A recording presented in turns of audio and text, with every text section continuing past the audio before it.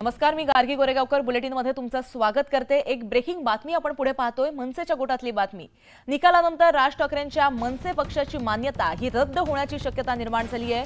पक्षाची मान्यता कायम राहण्यासाठी किमान 3 आमदार निवडून येणं आणि 3% मतं मिळणं आवश्यक होतं।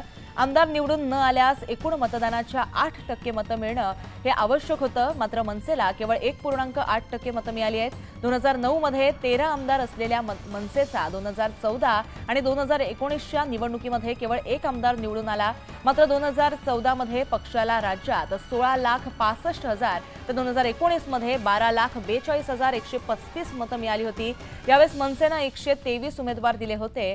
प्रत्यक्षात मात्र मनसेचा एकही उमेदवार निवडून आला नाही। तसंच केवळ 1.8% मतं मिळाली आहेत। त्यामुळे निवडणूक आयोग त्यांना नोटीस पाठवून मान्यता रद्द करू शकतो। मान्यता रद्द होणं म्हणजे मनसेला रेल्वे इंजिन हे चिन्ह मिळणार नाही। मान्यता रद्द झाल्यानंतर जे चिन्ह फ्री असतं ते त्यांना घ्यावं लागतं।